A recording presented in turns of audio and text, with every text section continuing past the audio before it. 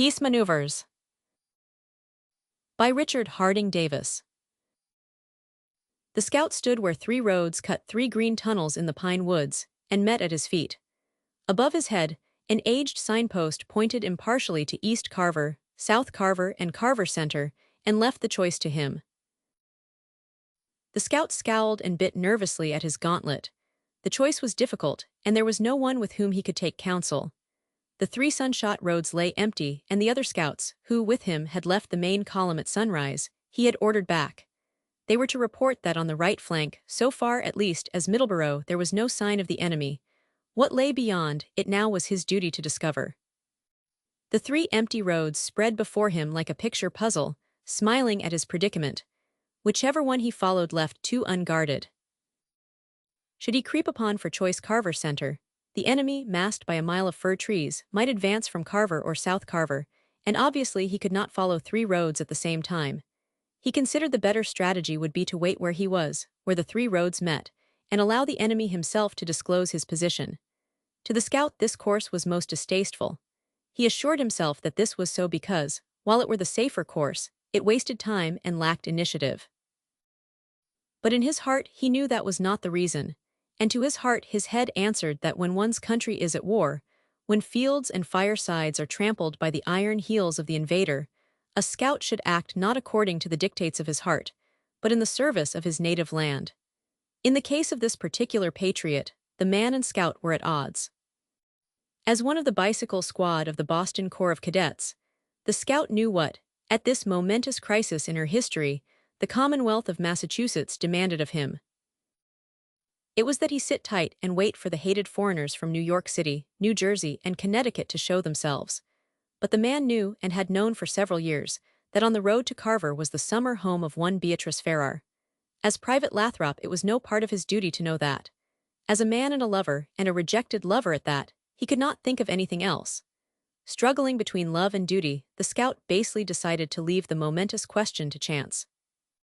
In the front tire of his bicycle was a puncture, temporarily effaced by a plug. Laying the bicycle on the ground, Lathrop spun the front wheel swiftly. If, he decided, the wheel stops with the puncture pointing at Carver Center, I'll advance upon Carver Center. Should it point to either of the 2 other villages, I'll stop here. It's a 2-to-1 shot against me, anyway, he growled. Kneeling in the road, he spun the wheel, and as intently as at Monte Carlo and Palm Beach he had waited for other wheels to determine his fortune, he watched it come to rest. It stopped with the plug pointing back to Middleborough. The scout told himself he was entitled to another trial. Again he spun the wheel. Again the spokes flashed in the sun. Again the puncture rested on the road to Middleborough. If it does that once more, thought the scout, it's a warning that there is trouble ahead for me at Carver and all the little Carvers. For the 3rd time the wheel flashed, but as he waited for the impetus to die, the sound of galloping hoofs broke sharply on the silence. The scout threw himself and his bicycle over the nearest stone wall, and unlimbering his rifle, pointed it down the road. He saw approaching a small boy in a white apron, seated in a white wagon on which was painted, "Pies and Pastry, East Wareham." The boy dragged his horse to an abrupt halt. "Don't point that at me," shouted the boy. "Where do you come from?" demanded the scout. "Wareham," said the baker. "Are you carrying anyone concealed in that wagon?" As though to make sure, the baker's boy glanced apprehensively into the depths of his cart, and then answered that in the wagon he carried nothing but fresh-baked bread. To the trained nostrils of the scout, this already was evident. Before sunrise, he had breakfasted on hard tack and muddy coffee, and the odor of crullers and mince pie, still warm, assailed him cruelly. He assumed a fierce and terrible aspect.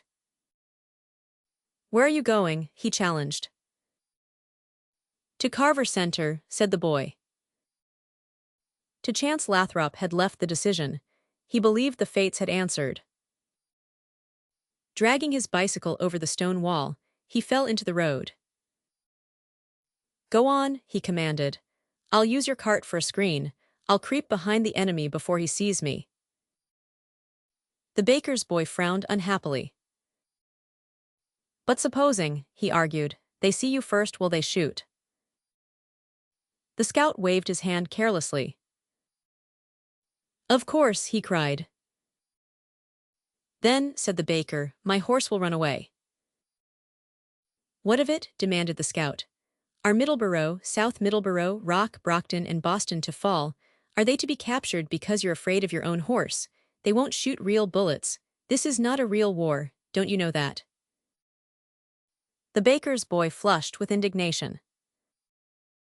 Sure, I know that, he protested, but my horse, he don't know that. Lathrop slung his rifle over his shoulder and his leg over his bicycle. If the Reds catch you, he warned in parting, they'll take everything you've got. The Blues have took most of it already, wailed the boy. And just as they were paying me the battle begun, and this horse run away, and I couldn't get him to come back for my money. War, exclaimed Lathrop morosely, is always cruel to the innocent. He sped toward Carver Center. In his motor car he had traveled the road many times, and as always his goal had been the home of Miss Beatrice Farrar. He had covered it at a speed unrecognized by law. But now he advanced with stealth and caution. In every clump of bushes he saw an ambush. Behind each rock he beheld the enemy. In a clearing was a group of Portuguese cranberry pickers, dressed as though for a holiday. When they saw the man in uniform, one of the women hailed him anxiously. Is the parade coming? She called.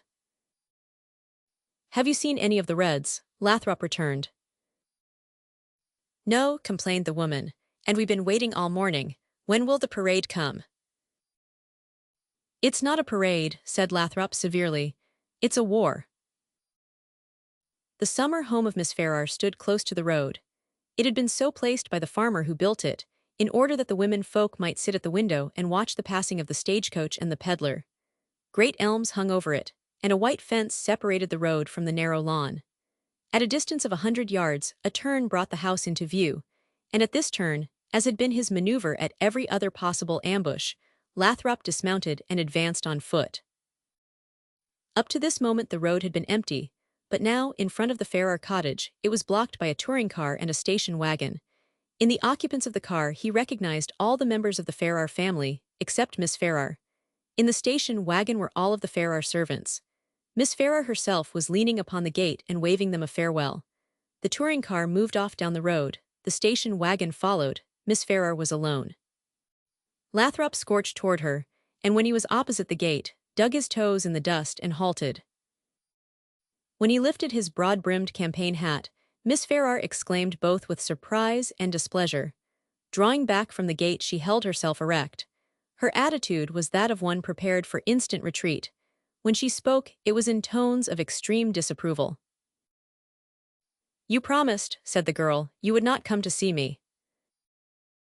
Lathrop, straddling his bicycle, peered anxiously down the road. This is not a social call, he said. I'm on duty, have you seen the Reds? His tone was brisk and alert, his manner preoccupied. The ungraciousness of his reception did not seem in the least to disconcert him. But Miss Farrar was not deceived. She knew him, not only as a persistent and irrepressible lover, but as one full of guile, adroit in tricks, fertile in expedients. He was one who could not take no for an answer, at least not from her. When she repulsed him, she seemed to grow in his eyes only the more attractive. It is not the lover who comes to woo, he was constantly explaining, but the lover's way of wooing. Miss Farrar had assured him she did not like his way. She objected to being regarded and treated as a castle that could be taken only by assault. Whether she wished time to consider, or whether he and his proposal were really obnoxious to her, he could not find out. His policy of campaign was that she, also, should not have time to find out. Again and again, she had agreed to see him only on the condition that he would not make love to her. He had promised again and again, and had failed to keep that promise. Only a week before he had been banished from her presence, to remain in exile until she gave him permission to see her at her home in New York. It was not her purpose to return there for 2 weeks, and yet here he was, a beggar at her gate. It might be that he was there, as he said, on duty, but her knowledge of him and of the doctrine of chances caused her to doubt it. Mr. Lathrop, she began severely. As though to see to whom she had spoken, Lathrop glanced anxiously over his shoulder. Apparently pained and surprised to find that it was to him she had addressed herself, he regarded her with deep reproach. His eyes were very beautiful. It was a fact which had often caused Miss Farrar extreme annoyance. He shook his head sadly. "Mr. Lathrop," he protested, "you know that to you I am always Charles the Bold, because I am bold to love you, but never Mr. Lathrop, unless," he went on briskly, "you are referring to a future state when, as Mrs. Lathrop, you will make me." Miss Farrar had turned her back on him and was walking rapidly up the path. "Beatrice," he called, "I am coming after you." Miss Farrar instantly returned and placed both hands firmly upon the gate. "I cannot understand you," she said. "Don't you see that when you act as you do now, I can't even respect you? How do you think I could ever care when you offend me so? You jest at what you pretend is the most serious thing in your life. You play with it, laugh at it." The young man interrupted her sharply. "It's like this," he said. "When I am with you I am so happy I can't be serious. When I am not with you, it is so serious that I am utterly and completely wretched. You say my love offends you, bores you. I am sorry, but what in heaven's name do you think your not loving me is doing to me? I am a wreck, I am a skeleton, look at me." He let his bicycle fall, and stood with his hands open at his sides, as though inviting her to gaze upon the ruin she had caused. 4 days of sun and rain, astride of a bicycle, without food or sleep, had drawn his face into fine, hard lines, had bronzed it with a healthy tan. His uniform, made by the same tailor that fitted him with polo breeches, clung to him like a jersey. The spectacle he presented was that of an extremely picturesque, handsome, manly youth, and of that fact no one was better aware than himself. "Look at me," he begged sadly. Miss Farrar was entirely unimpressed. "I am," she returned coldly. "I never saw you looking so well and you know it." She gave a gasp of comprehension. "You came here because you knew your uniform was becoming." Lathrop regarded himself complacently. "Yes, isn't it?" he assented. "I brought on this war in order to wear it. If you don't mind," he added, "I think I'll accept your invitation and come inside. I've had nothing to eat in 4 days." Miss Farrar's eyes flashed indignantly. "You're not coming inside," she declared, "but if you'll only promise to go away at once, I'll bring you everything in the house." "In that house," exclaimed Lathrop dramatically, "there's only one thing that I desire, and I want that so badly that life holds no charm without you." Miss Farrar regarded him steadily. "Do you intend to drive me away from my own door, or will you go?" Lathrop picked his wheel out of the dust. "Goodbye," he said. "I'll come back when you have made up your mind." In vexation, Miss Farrar stamped her foot upon the path. "I have made up my mind," she protested. "Then," returned Lathrop, "I'll come back when you have changed it." He made a movement as though to ride away, but much to Miss Farrar's dismay, hastily dismounted. "On second thoughts," he said, "it isn't right for me to leave you. The woods are full of tramps and hangers-on of the army. You're not safe. I can watch this road from here as well as from anywhere else, and at the same time I can guard you." To the consternation of Miss Farrar, he placed his bicycle against the fence, and, as though preparing for a visit, leaned his elbows upon it. "I do not wish to be rude," said Miss Farrar, "but you are annoying me. I have spent 15 summers in Massachusetts, and I have never seen a tramp. I need no one to guard me." "If not you," said Lathrop easily, "then the family silver, and think of your jewels and your mother's jewels. Think of yourself in a house filled with jewels and entirely surrounded by hostile armies. My duty is to remain with you." Miss Farrar was so long in answering that Lathrop lifted his head and turned to look. He found her frowning and gazing intently into the shadow of the woods, across the road. When she felt his eyes upon her, she turned her own guiltily upon him. Her cheeks were flushed, and her face glowed with some unusual excitement. "I wish," she exclaimed breathlessly, "I wish," she repeated. The Reds would take you prisoner. Take me where? Asked Lathrop. Take you anywhere, cried Miss Farrar. You should be ashamed to talk to me when you should be looking for the enemy. I am waiting for the enemy, explained Lathrop. It's the same thing.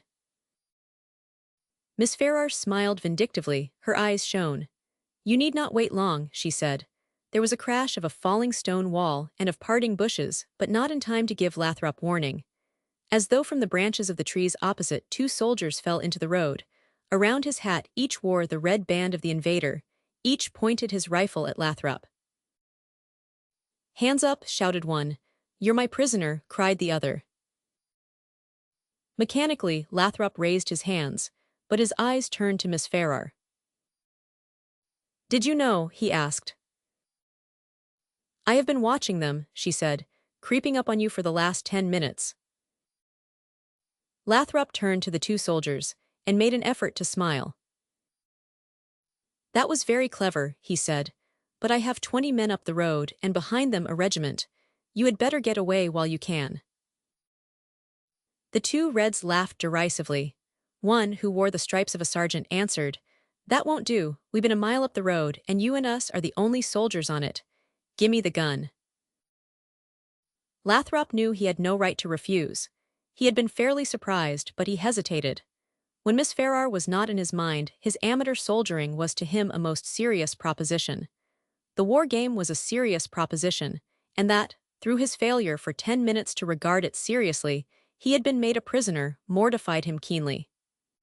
That his humiliation had taken place in the presence of Beatrice, Farrar did not lessen his discomfort, nor did the explanation he must later make to his captain afford him any satisfaction. Already, he saw himself playing the star part in a court-martial. He shrugged his shoulders and surrendered his gun. As he did so, he gloomily scrutinized the insignia of his captors. Who took me? He asked. We took you, exclaimed the sergeant. What regiment? Demanded Lathrop sharply. I have to report who took me, and you probably don't know it, but your collar ornaments are upside down. With genuine exasperation, he turned to Miss Farrar. Lord, he exclaimed, isn't it bad enough to be taken prisoner, without being taken by raw recruits that can't put on their uniforms? The Reds flushed, and the younger, a sandy-haired, rat-faced youth, retorted angrily. Meb, we ain't strong on uniforms, Beau, he snarled, but you've got nothing on us yet that I can see. You look pretty with your hands in the air, don't you? Shut up, commanded the other Red. He was the older man, heavily built, with a strong, hard mouth and chin, on which latter sprouted a 3-days iron-gray beard. Don't you see he's an officer? Officers don't like being took by 2-spot privates. Lathrop gave a sudden start. Why, he laughed incredulously, don't you know? He stopped, and his eyes glanced quickly up and down the road. Don't we know what? Demanded the older Red suspiciously. I forgot, said Lathrop. I must not give information to the enemy. For an instant there was a pause, while the 2 Reds stood irresolute. Then the older nodded the other to the side of the road, and in whispers they consulted eagerly. Miss Farrar laughed, and Lathrop moved toward her. I deserve worse than being laughed at, he said. I made a strategic mistake. I should not have tried to capture you and an army corps at the same time. You, she taunted, who were always so keen on soldiering, to be taken prisoner, she lowered her voice, and by men like that. Aren't they funny, she whispered, and East Side and Tenderloin, it made me homesick to hear them.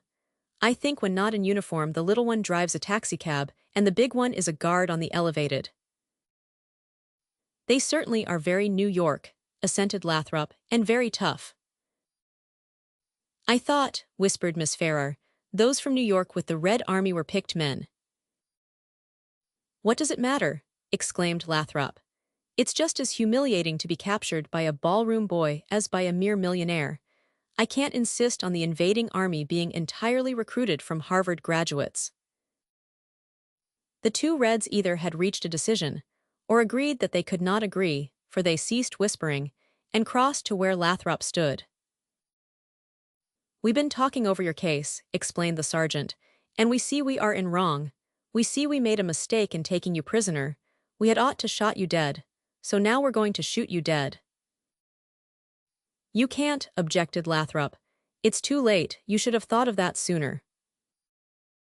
"I know," admitted the sergeant, "but a prisoner is a hell of a nuisance. If you got a prisoner to look after you can't do your own work, you got to keep tabs on him. And there ain't nothing in it for the prisoner, neither. If we take you, you'll have to tramp all the way to our army and all the way back. But if you're dead, how different? You ain't no bother to anybody. You got a half holiday all to yourself, and you can loaf around the camp, so dead that they can't make you work, but not so dead you can't smoke or eat." The sergeant smiled ingratiatingly. In a tempting manner he exhibited his rifle. "Better be dead," he urged. "I'd like to oblige you," said Lathrop, "but it's against the rules, you can't shoot a prisoner." The rat-faced soldier uttered an angry exclamation. "To hell with the rules," he cried. "We can't waste time on him, turn him loose." The older man rounded on the little one savagely. The tone in which he addressed him was cold, menacing, sinister. His words were simple, but his eyes and face were heavy with warning. "Who is running this?" he asked. The little soldier muttered and shuffled away.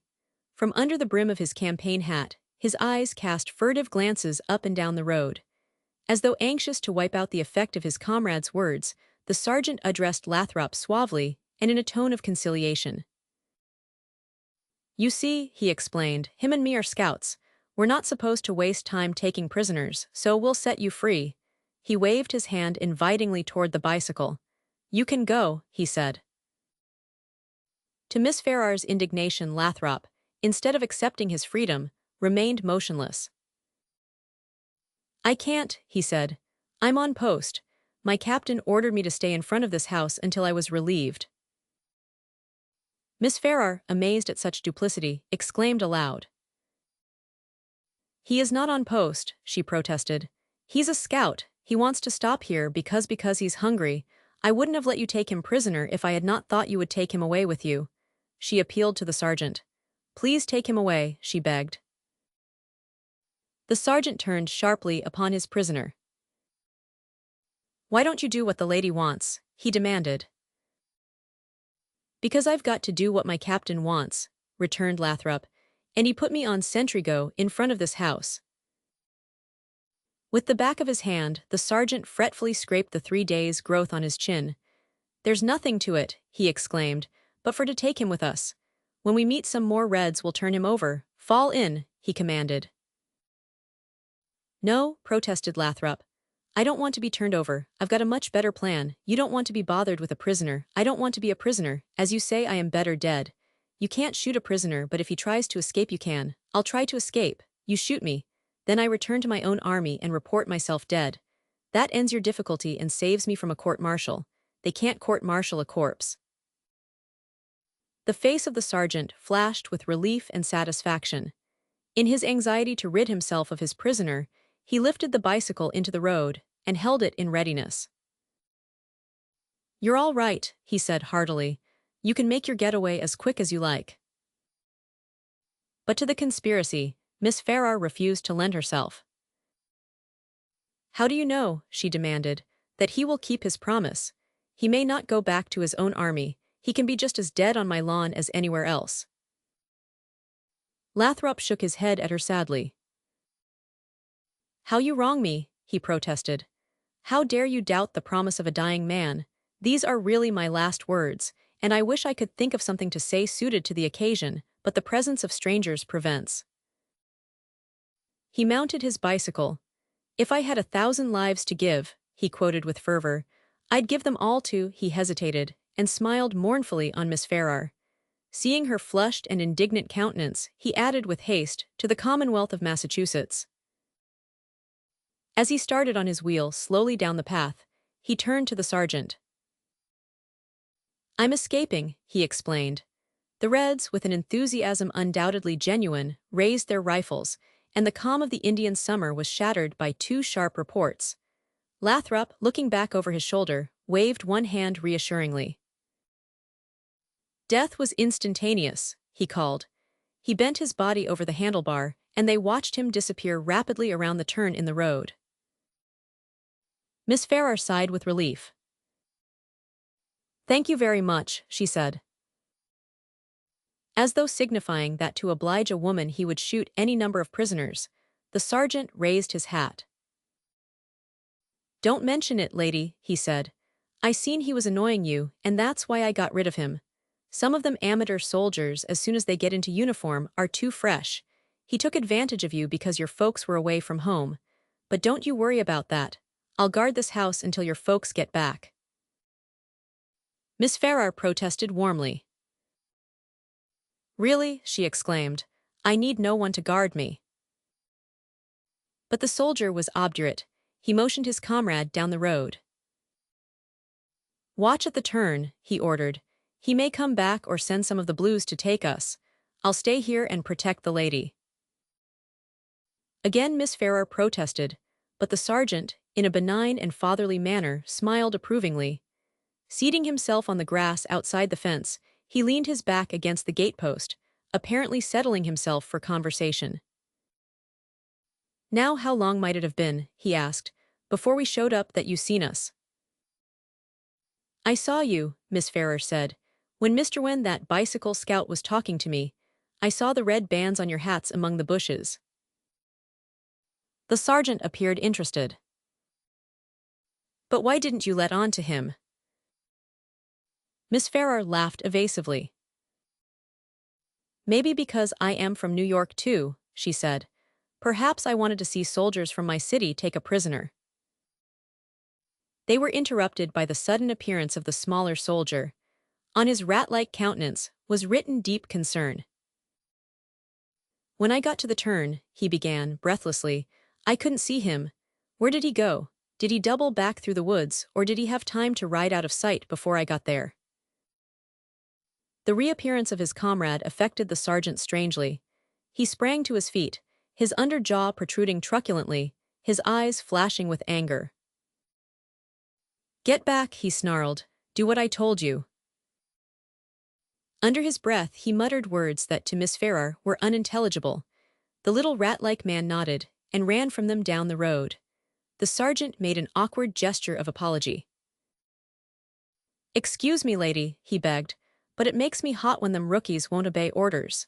You see," he ran on glibly, "I'm a regular, served 3 years in the Philippines, and I can't get used to not having my men do what I say." Miss Farrar nodded and started toward the house. The sergeant sprang quickly across the road. "Have you ever been in the Philippines, miss?" he called. "It's a great country." Miss Farrar halted and shook her head.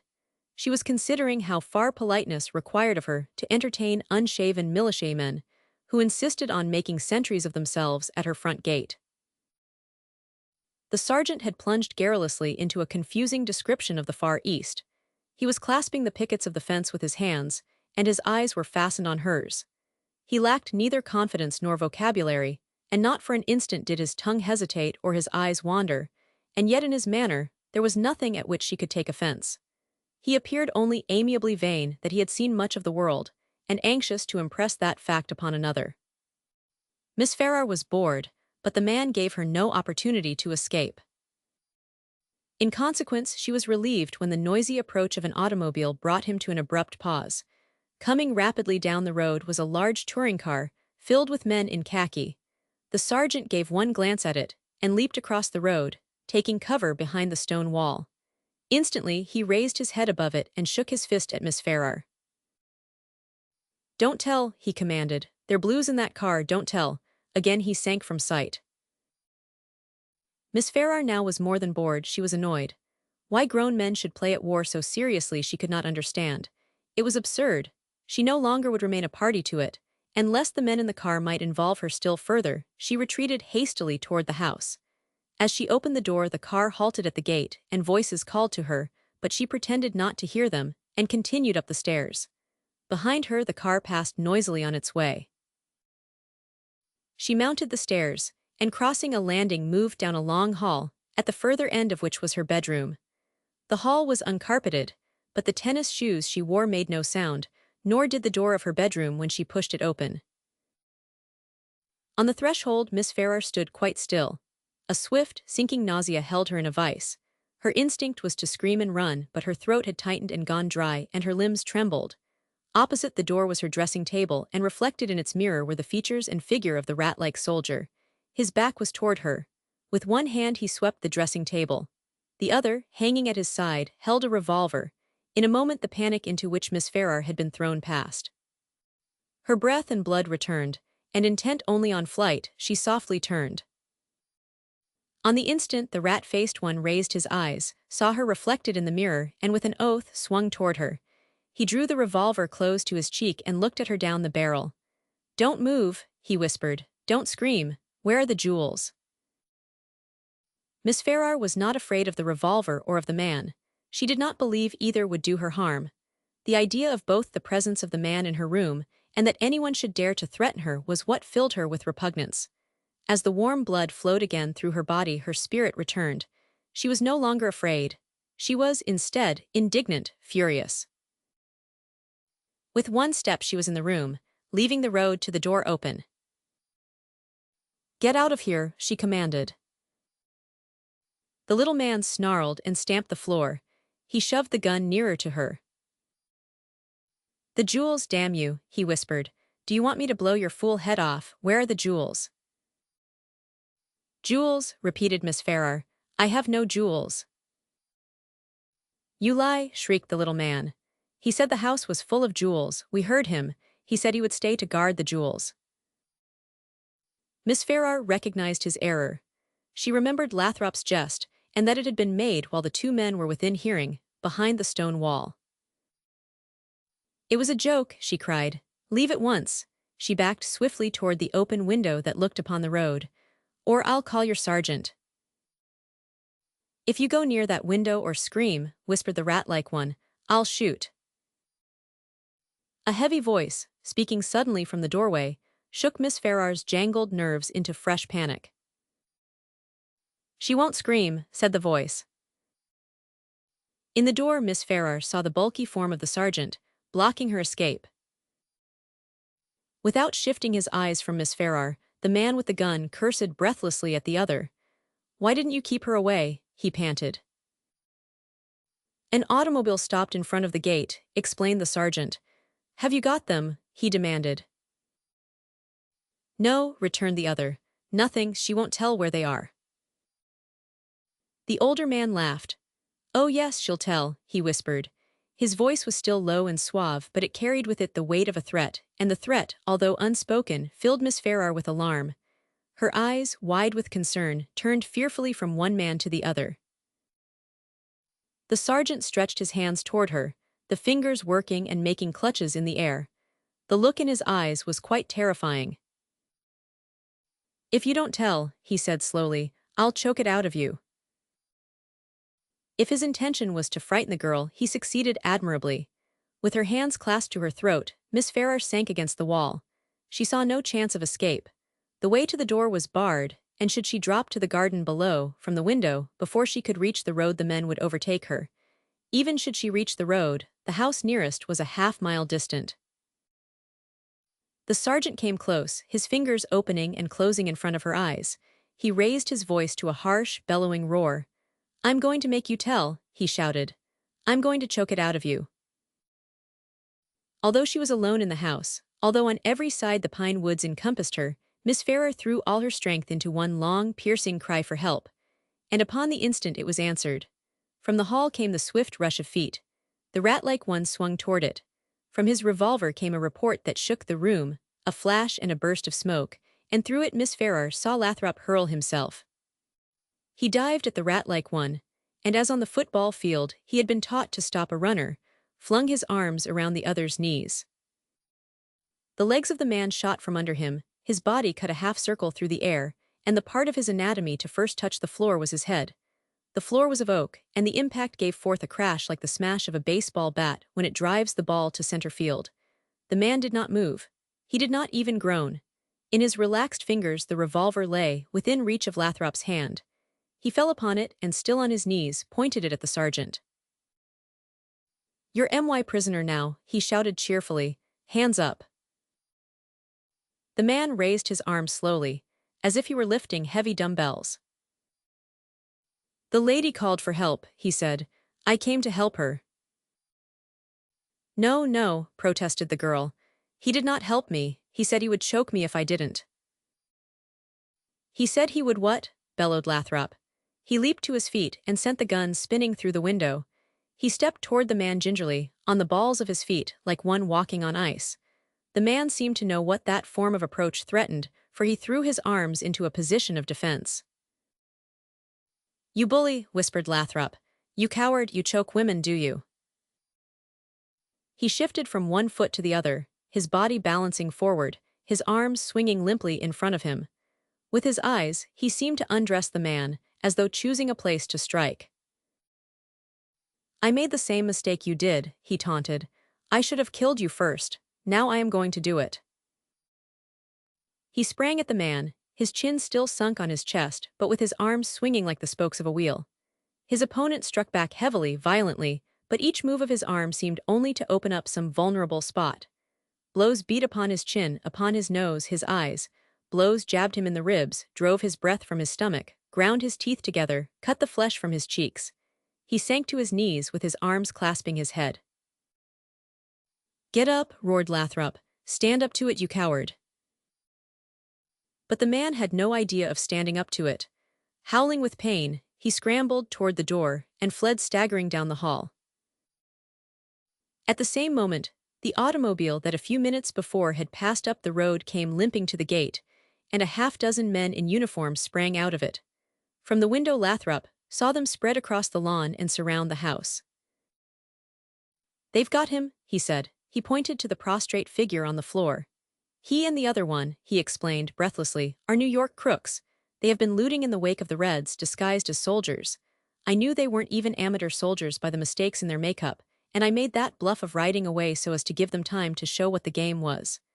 Then, that provost guard in the motor car stopped me, and when they said who they were after, I ordered them back here.